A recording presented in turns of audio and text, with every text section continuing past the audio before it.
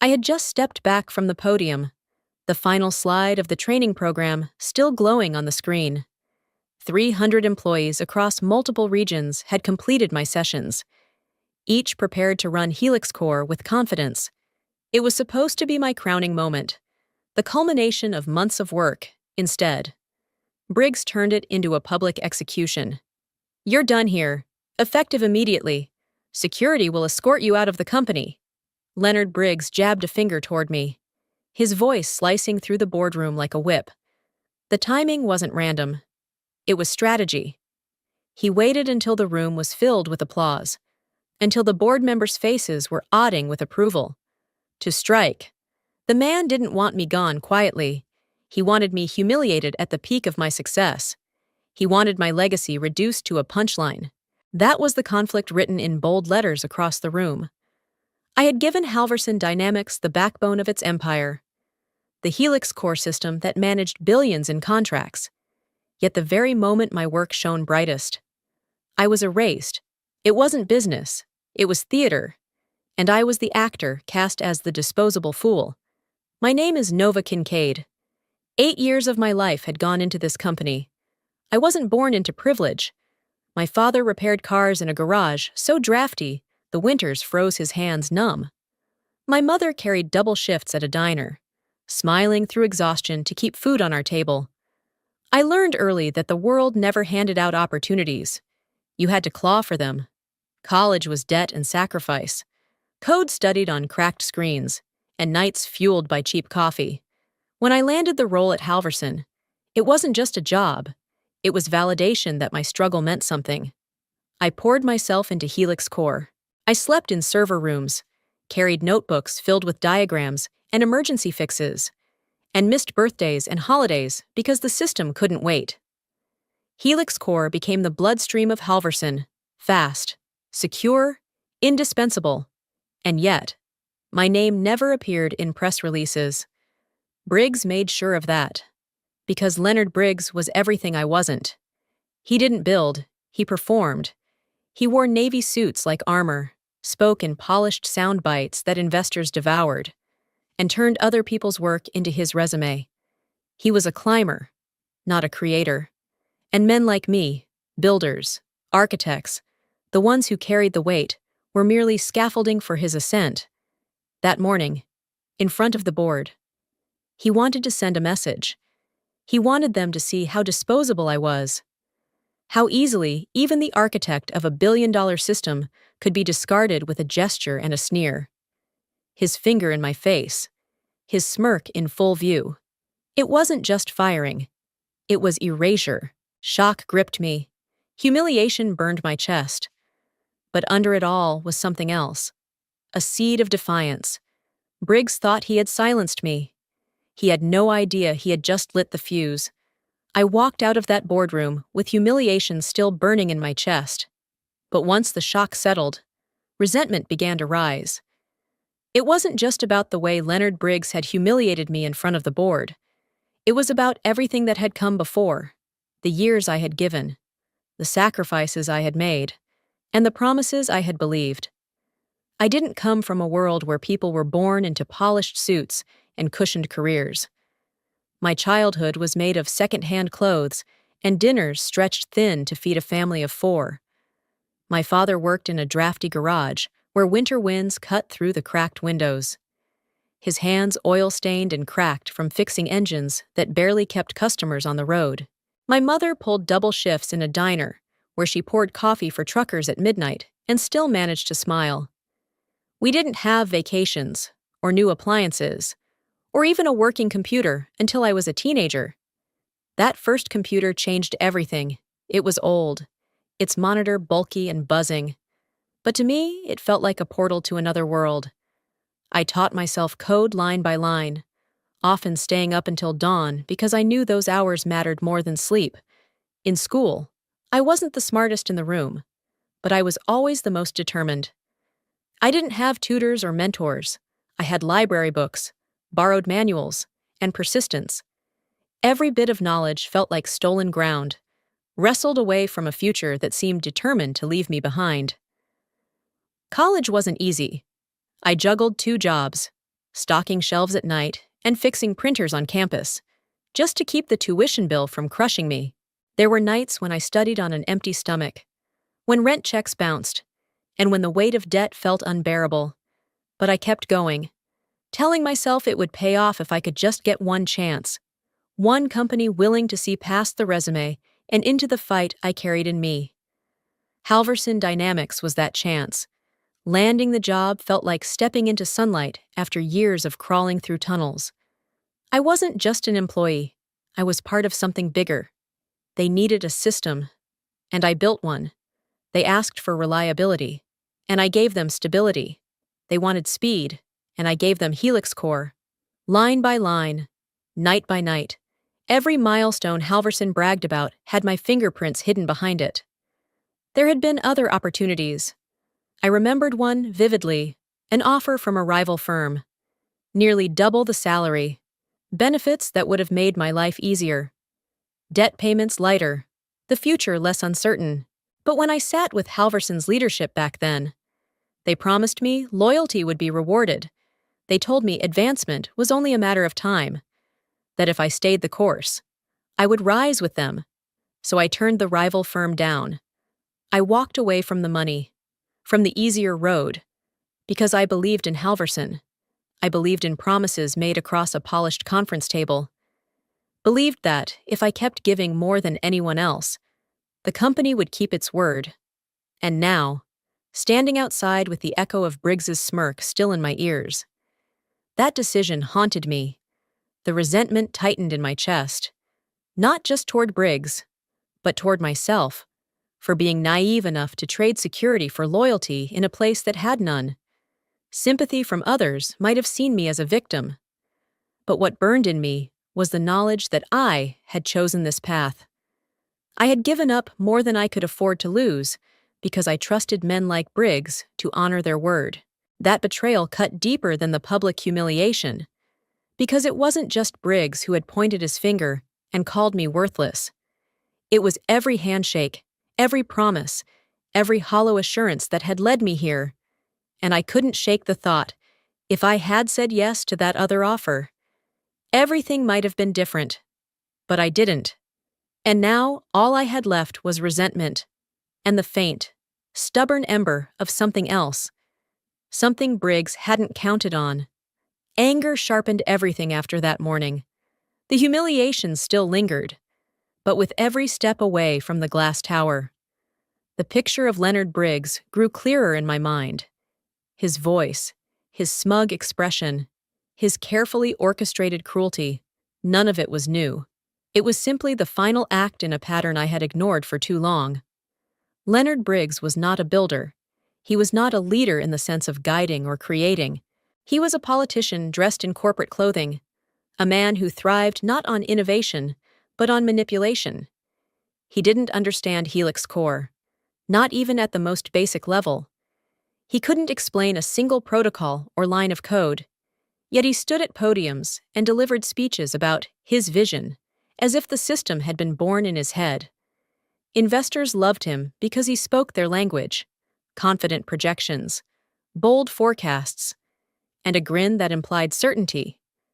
Employees feared him because they knew the cost of crossing him: silence, exile, or worse, public humiliation like the one I had just endured.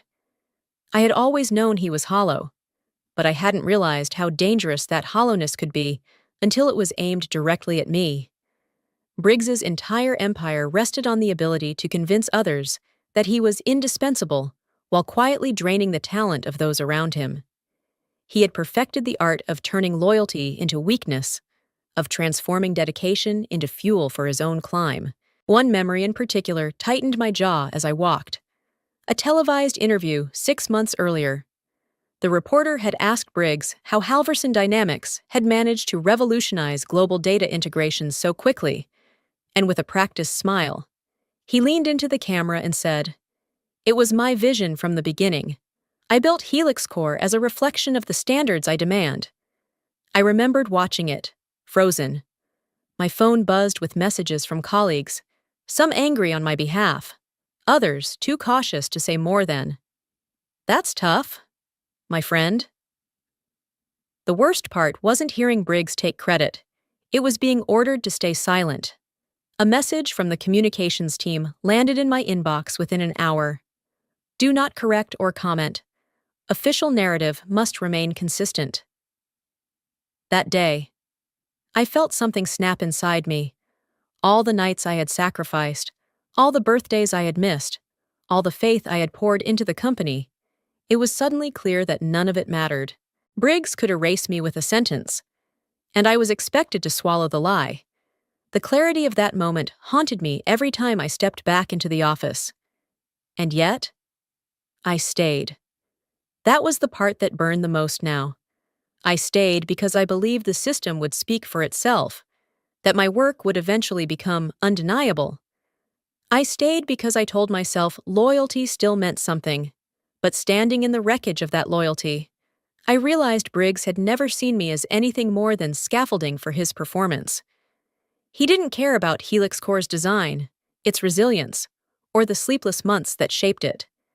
He cared about the narrative, the story he could tell the board, the investors, the media. To him, Helix Core wasn't a system, it was a stage, and I had been the unseen hand behind the curtain, expected to keep pulling the ropes while he soaked in the applause. That was when anger shifted into clarity. I saw him for what he truly was, a man so desperate to appear irreplaceable that he destroyed the very people who made him valuable. He thrived on their silence, their compliance. And I realized, with an almost bitter taste in my mouth, that the humiliation in the boardroom hadn't been an accident. It was the inevitable conclusion to a game he had been playing for years. He believed he had erased me. He believed the system, the company, the narrative, all belonged to him. But in that clarity, a thought cut through my anger like a blade. He didn't own Helix Core. He never had. And no matter how many interviews he gave, no matter how many times he smirked into a camera, the truth was still buried deep inside the system itself. Truth he could never erase. Even in my angriest moments at Halverson, I had always kept one habit. I prepared for disaster. I knew systems could fail, leaders could lie, and companies could turn on the very people who built their foundations. That was why, years earlier, I had started building what I called the shadow system. It wasn't sabotage. Not then. It was meant to be a mirror, a hidden replica of Helix Core, quietly humming beneath the surface. Officially, it was a testing environment, a sandbox to simulate risks without endangering the live network. But, unofficially, it became something more, my insurance policy. Every line of code carried my imprint, every module quietly linked back to me. The idea came during one of those endless nights when I sat hunched over a glowing screen. The office silent, except for the hum of servers. I had just finished patching a bug that could have cost the company millions, and no one outside IT even knew it had happened. That night, I asked myself, what if the company decided I was disposable? What if they cut me loose after I had poured everything into this? That thought lingered like a shadow, and from it, the shadow system was born. At first, it was nothing more than a duplicate network running parallel to Helix Core. But as Briggs's ambition grew sharper and his betrayals more obvious, I refined it. I gave it autonomy. I taught it to recognize the fingerprints of its creator, not just my code style, but my very identity. The system began checking my biometric signature every time it synced, a scan of my fingerprint, a trace of my voice, a match to my encrypted key, if I was there. The shadow system kept running quietly in the background. If I disappeared, if my access was revoked, if my fingerprint never appeared again, the entire structure would slip into defense mode. And Helix Core, the system that Briggs flaunted to investors, would collapse into silence. No one else knew, not my colleagues, not even the engineers I trusted most. I buried the commands so deep they looked like maintenance protocols. To the casual eye, it was routine housekeeping. To the trained eye, it was invisible.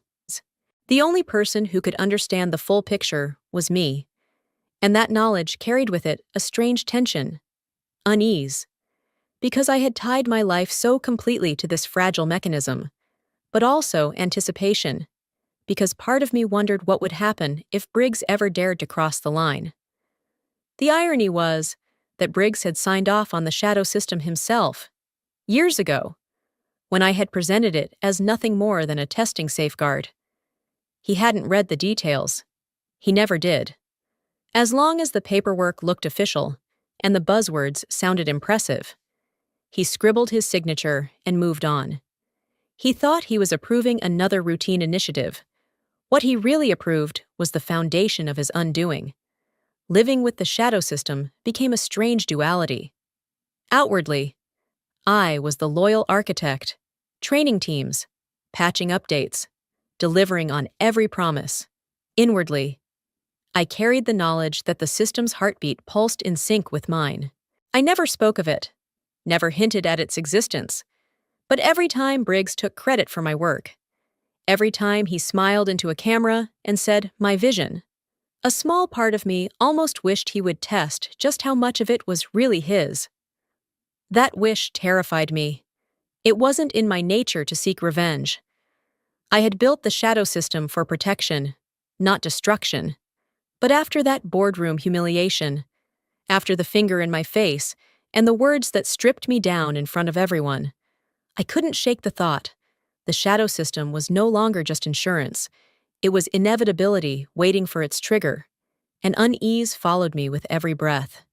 Because deep down, I knew Briggs would pull that trigger himself. All I had to do was wait.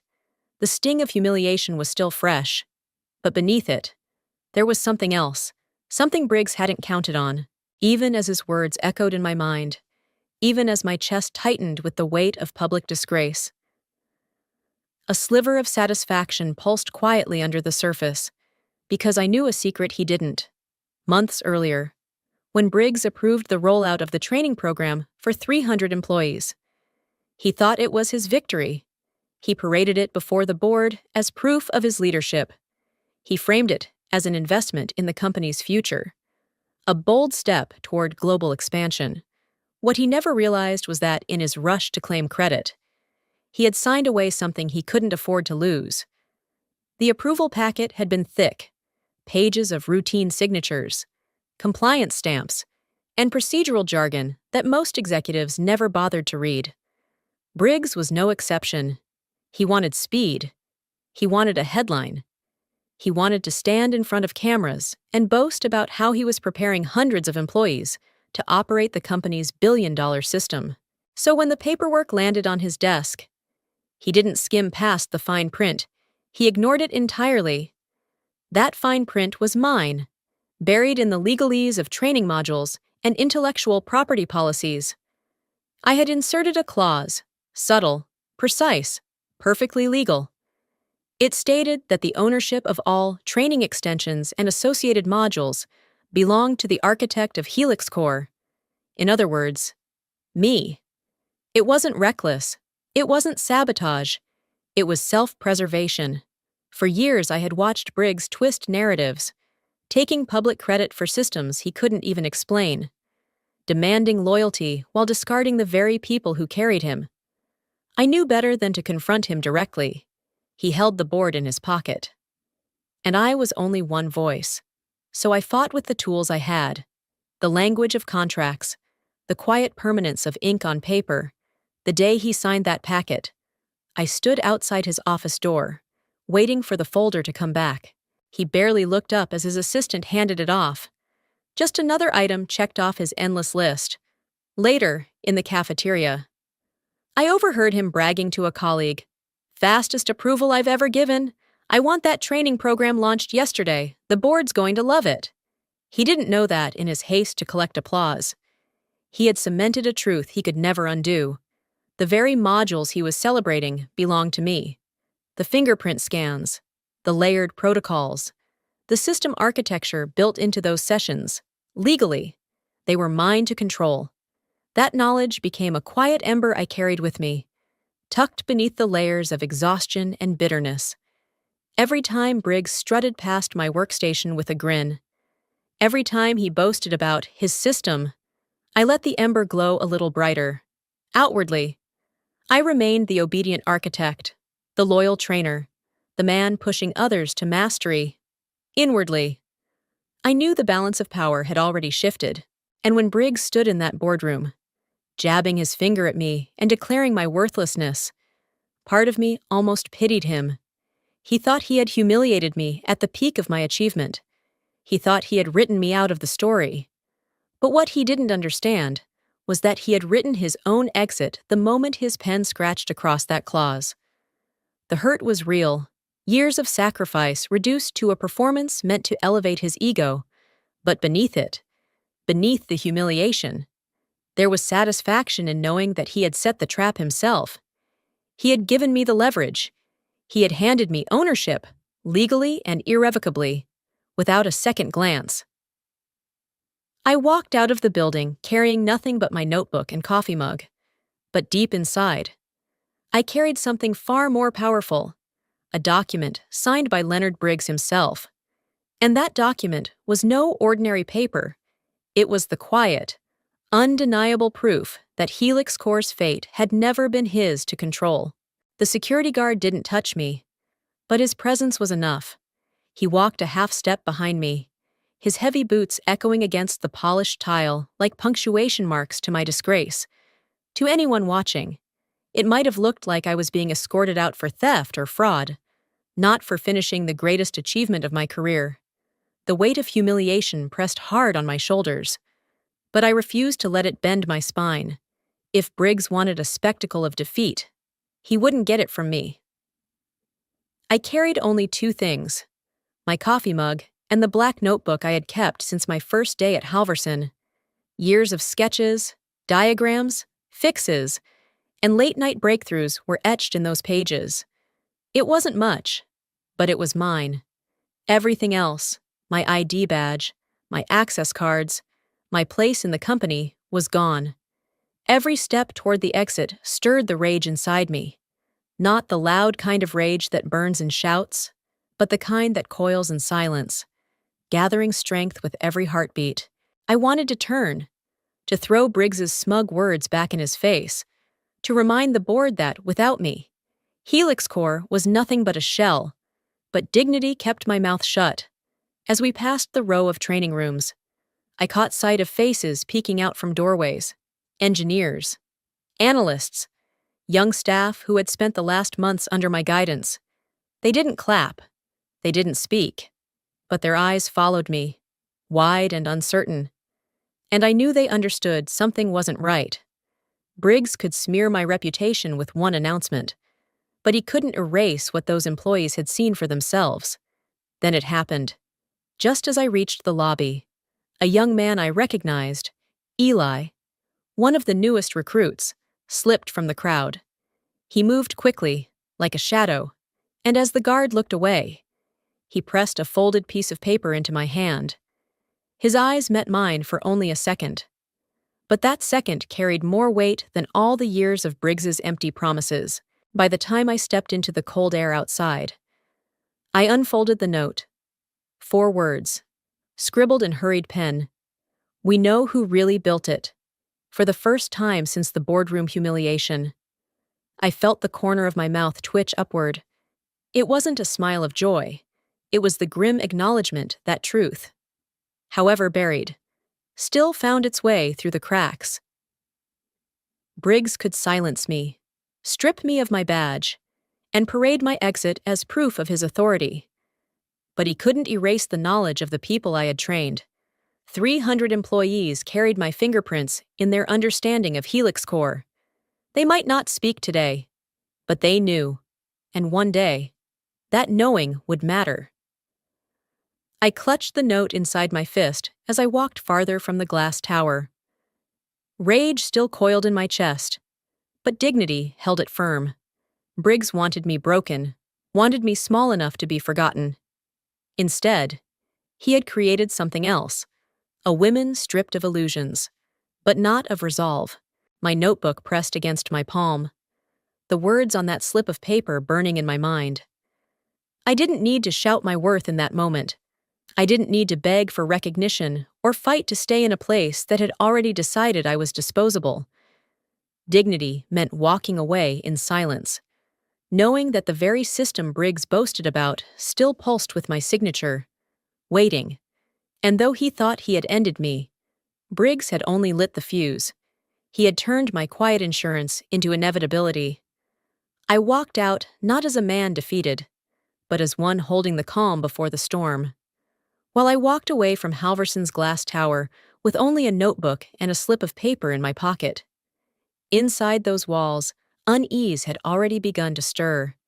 In one of the smaller monitoring rooms, buried 2 floors below the boardroom where Briggs had paraded my humiliation, a young engineer named Carter leaned over his desk. He was new, barely 6 months in, but sharp. The kind of junior who read logs line by line instead of skimming dashboards. That afternoon, while reviewing Helix Core's synchronization reports, he froze. There, buried in the cascading text, was a line he didn't recognize. Biometric check. Architect signature missing. The words pulsed like a warning light in his mind. He ran the query twice, thinking it was an error. But the log repeated itself. Time-stamped and precise. Biometric verification tied to the system's architect. Me. Carter's stomach knotted. He knew I had been fired that morning. Everyone knew. The halls had carried the whispers faster than any official memo. But if Helix Core was still searching for my biometric confirmation, what would happen now that it would never find it? He didn't wait. Carter printed the log snippet and marched upstairs, clutching the paper in sweaty hands. He felt small walking into the executive floor, but anxiety overrode fear. He asked to see Briggs directly. Somehow, perhaps out of curiosity, Briggs allowed it. "What is this?" Briggs asked, barely glancing up from his phone as Carter laid the printout on the desk. "It's from this morning's synchronization log," Carter explained quickly, his voice tight. "The system is running a biometric check. Your architect's signature. It's programmed to look for Nova Kincaid's confirmation. Sir, if it doesn't find it, the process could—" Briggs cut him off with a wave of his hand, his smirk curling as if Carter were a child bringing him scribbles. "Leftover nonsense," Briggs said flatly. "Nova Kincaid probably left her fingerprints all over the system. Old code. Doesn't mean a thing." Carter swallowed, his throat dry. "But, sir, this line, it's active. It's not archived. It's running every cycle. If the condition fails—" Briggs leaned back in his chair, folding his arms, his tone dripping with disdain. "Do you really think I'm going to walk into the boardroom and tell them the billion-dollar system is hinging on the fingerprints of a woman I fired this morning? Don't waste my time. Clean it up if you're worried. Otherwise, drop it." The dismissal stung more than the words. Carter knew the risk of pressing further. In Halverson's culture, questioning the CEO twice was a fast track to career suicide. So he nodded, gathered the paper, and left. Though the unease sat heavy in his chest, back at his desk, he stared at the code, unable to shake the dread. He thought about sending an anonymous note to IT leadership, thought about saving copies of the logs. In the end, fear won. He closed the file, pushed the printout into the shred bin, and returned to his assigned tasks. But the system kept running its check. Quietly, invisibly. Helix Core asked again and again. Architect signature missing. Each failed cycle tightened the noose, invisible to those who refused to see. And Briggs's arrogance sealed it. By brushing off Carter's warning as Tandu Voongia, he ignored the fuse already burning beneath his empire. He thought he had rid himself of me completely. That firing me meant severing every tie.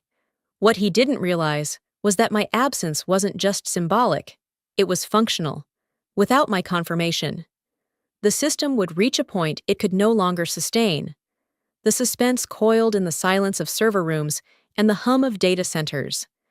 Anxiety spread only to the ones who noticed the logs flicker strangely, to the juniors too timid to speak, To the few who whispered that something wasn't right, Briggs went on, smiling for investors, dismissing every warning with the same smug certainty. And in that ignorance lay the seed of collapse. The morning air felt sharper than usual, cold against my skin as I stood on the sidewalk outside Halverson's tower. Commuters hurried past, none of them aware that the glass monument behind me was built on a foundation I had laid brick by brick, line by line. My humiliation still lingered, but it had hardened into something else, an uncanny stillness. A waiting. I lifted my wrist and checked the time. 9:57 a.m. 5 minutes. Inside those walls, Leonard Briggs was likely in the boardroom, puffing his chest as he delivered his victory speech. I could almost hear his voice, dripping with self-congratulation. This morning I cut major costs, streamlined leadership, were leaner, faster, more efficient. He would sell my dismissal as a masterstroke, proof of his ruthless brilliance. The board would nod, investors would clap, and Briggs would bask in the glow of his own performance. But what he didn't know, what no one inside that room knew, was that another clock had already started ticking. Not the one on my wrist, the one buried deep inside the system itself. The shadow system had been running its cycles all morning, whispering its hidden checks, scanning for my confirmation. Each failed scan moved it closer to its programmed response, and once it reached the final threshold, there would be no going back. It wasn't about revenge. It wasn't about sabotage. It was about inevitability. I had designed Helix Core to protect itself from reckless hands, to shut down if ever it was stripped from the architect who understood it best. I looked up at the tower, glass reflecting the pale light of morning. Behind those windows were hundreds of employees. 300 I had trained myself, each one unknowingly dependent on the signature missing from the code. Briggs thought he had erased me. In truth, he had erased the very key that kept his empire breathing. 9:59 a.m. My heartbeat matched the rhythm of the seconds. Not fear, resolve, silent, steady, like the hum of servers before the crash.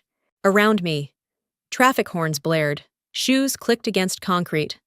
Life moved as if nothing extraordinary was about to happen. But I knew the truth. I had always known this moment might come, even as I told myself it wouldn't. The anticipation coiled tight in my chest. This was the crossroads of years of sacrifice and betrayal, of loyalty misplaced and pride trampled. Briggs's arrogance had set the fuse. My absence was the match. 10:01 a.m. Somewhere above, in that boardroom, Briggs was still performing, painting himself as the visionary who had saved millions by discarding me. He couldn't see the cracks spreading beneath his feet. The shadow system didn't care about his smirk or his speeches. It cared about one thing, the absence of my signature. And then, as the second hand crept forward, I whispered to myself, not as a vow, but as acknowledgement, it's time. 10:02 a.m. The countdown ended.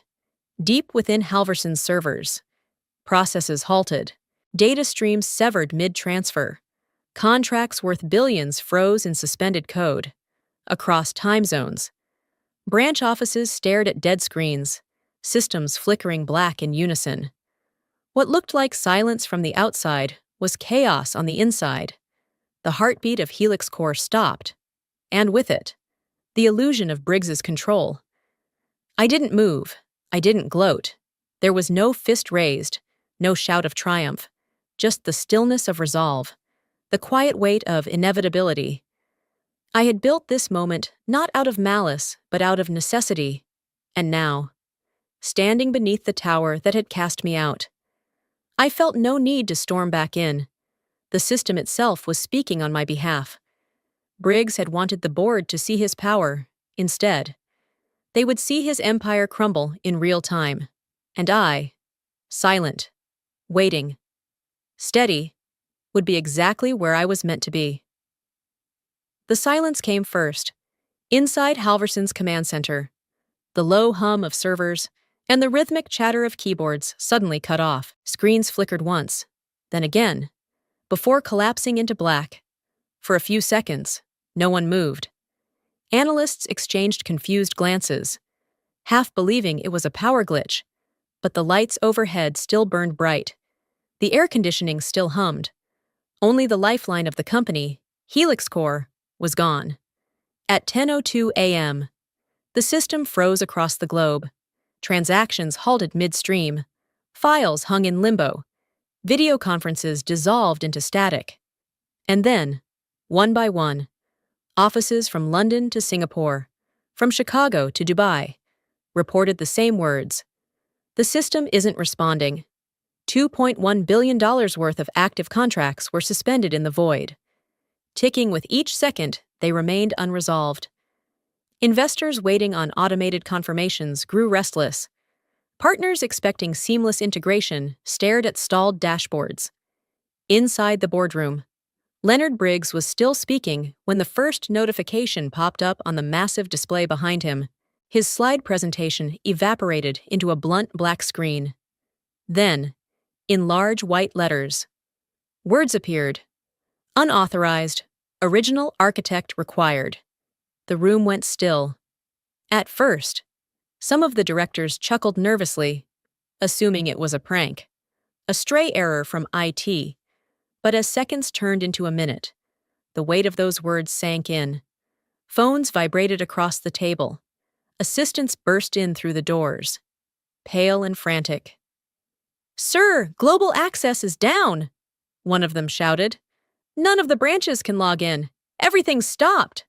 Briggs's smile faltered for the first time. "It's a glitch," he said quickly, waving his hand. "A minor sync issue. Get it on it." But it was already on it. Engineers swarmed into the command center, eyes wide as they tried every restart, every emergency override, every backup plan they had rehearsed. Nothing worked. Each attempt brought them back to the same merciless message. Unauthorized. Original architect required. Hey. Sweat gathered at the back of Briggs's neck as the calls grew louder. Screens in New York, in Berlin, in Hong Kong, everywhere, flashed the same line. Board members leaned forward, whispers rising into sharp questions. "What does that mean, Leonard?" one demanded. "It means exactly what it says." Another answered grimly before Briggs could speak. "The system wants the original architect, and he's not here." Panic rippled through the executives. Hands slammed against tables. Phones buzzed endlessly with angry voices on the other end.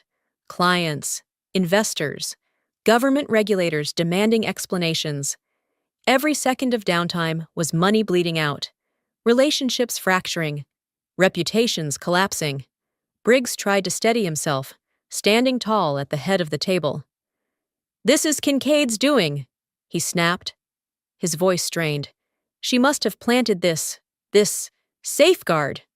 But even as he said it, doubt flashed in his eyes, because the truth was worse. Kincaid hadn't needed to sabotage anything. Briggs himself had fired the one woman the system still recognized as its heart. Downstairs, engineers shouted conflicting reports. Some said rollback wasn't possible. Others argued for emergency patches. But every attempt returned the same error. Unauthorized. Without Nova Kincaid's biometric key, Helix Core refused to obey anyone. The chaos spilled outward. News outlets picked up the outage within minutes. Halverson Dynamics suffers unexplained global failure. One headline blared. The company's stock plummeted in real time. Red numbers spiraling down screens as panicked investors dumped shares. In offices across the world, employees stared helplessly at blank monitors. Some whispered Kincaid's name, remembering the architect who had trained them, who had guided them through the complexity of Helix Core. They knew. Even if the board wouldn't admit it, the system wasn't broken. It was rejecting everyone who wasn't him. Briggs gripped the edge of the table, his knuckles white. He barked orders that no one could follow. "Get me control back! Reboot the core! Call the vendors!" His voice grew shrill as each command returned the same response. "Failure. Finally." One of the directors leaned back, his voice cold and cutting. "Leonard, you bragged not an hour ago that you had cut unnecessary costs, but it seems you've cut the one thing this company couldn't live without." Briggs's face flushed crimson. His carefully constructed mask of control cracked under the weight of the moment. The humiliation he had crafted for me was returning to him, amplified 100-fold, displayed across every branch, every news outlet, every collapsing stock ticker. Chaos reigned in the boardroom. Panic spread like fire. And above it all, glowing on every screen, the words repeated like a verdict that no one could silence. Unauthorized. Original architect required. The boardroom was no longer a chamber of authority. It had turned into a storm. Phones buzzed endlessly. Directors shouted over one another. Assistants rushed in and out with scraps of bad news. Every screen in the building was locked on the same merciless line. Unauthorized. Original architect required. For the first time since the system collapsed. Leonard Briggs wasn't speaking. His face was pale, his jaw tight, but his eyes still darted from person to person, as though he could wrestle back control by sheer force of will. The chaos around him only amplified his silence. It was then that the head of the legal department, Margaret Lewis, entered with a thick folder clutched in her hands. Her gray suit was wrinkled, her glasses slipping down her nose, but her voice was steady. "I've reviewed the training program documentation," she announced. "All of it, the contracts, the approval packets, the intellectual property clauses." The room quieted, every director turning toward her. Briggs straightened, relief flickering across his face. "Good. Tell them it's sabotage. Tell them Nova Kincaid left traps in the code. Tell them this was engineered." Margaret shook her head. "No, this isn't sabotage, it's enforcement." She opened the folder, sliding copies across the table. Clause 14.2. Ownership of training extensions and modules remains with the original architect. That clause was approved and signed by you. Leonard. The words landed heavier than any system failure could. A murmur rippled around the table. Pages rustled as board members scanned the highlighted lines, their faces shifting from confusion to dawning horror. "You're saying," one director began slowly, "that the training modules, the very ones integrated into Helix Core, aren't Halverson property?" "They're not," Margaret confirmed. "They belong to Nova Kincaid. By legal definition, she retains the authority to activate, deactivate, or restrict them, which explains the message we're seeing. The system isn't broken. It's simply doing what it was designed to do. Recognize its rightful owner." All eyes turned to Briggs. His hands trembled as he reached for the documents, scanning the signature at the bottom of the page. His own, scribbled hastily months ago when he was more interested in bragging rights than fine print. The silence stretched long and heavy, until one director leaned back in his chair and muttered under his breath, just loud enough for the others to hear, "He just fired the owner." The sentence cracked the air like a verdict. For a moment, no one breathed, and then the murmurs erupted again, louder, sharper this time. "You signed away control? You didn't even read the clauses? You humiliated the women who still holds the keys?" Briggs stammered, his voice breaking under the weight of accusation. I thought it was boilerplate, standard training language. Nobody told me." Margaret's eyes narrowed. "It was your responsibility to read it, Leonard. And now the company is exposed. Nova Kincaid doesn't just hold the power technically, she holds it legally. Without her, Helix Core is untouchable." Vindication rose like a tide in the room, though it wasn't spoken in my presence.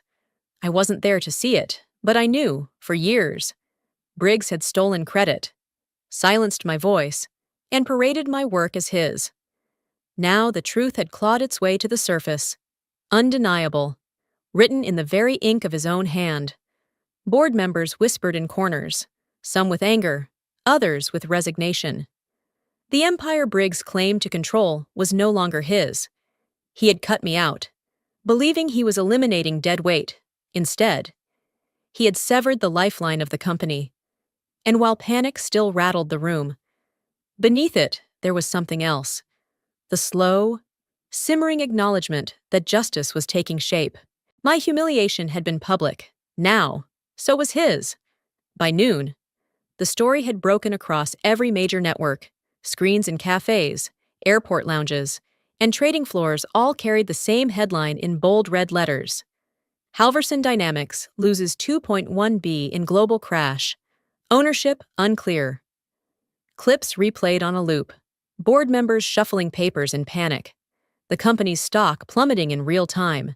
And experts speculating on the mysterious original architect, referenced in the error message. For the first time, my name, Nova Kincaid, was whispered on air, cautiously at first, then with growing certainty. I sat alone in a quiet diner, just 2 blocks from the glass tower I'd been escorted out of hours earlier. The hum of conversations around me was drowned out by the television overhead, where analysts argued whether Halverson could survive the week. Each word slid over me like cool water, numbing and steady. The sting of humiliation hadn't vanished, but it had shifted, muted by the strange calm of watching the truth unfold without me lifting a finger. My coffee sat untouched as I listened. The anchor read from a teleprompter. Sources inside Halverson confirm that the collapse may be tied to intellectual property owned not by the company, but by a former employee. Legal experts suggest that if confirmed, Halverson could face liability exceeding the current 2.1 B freeze.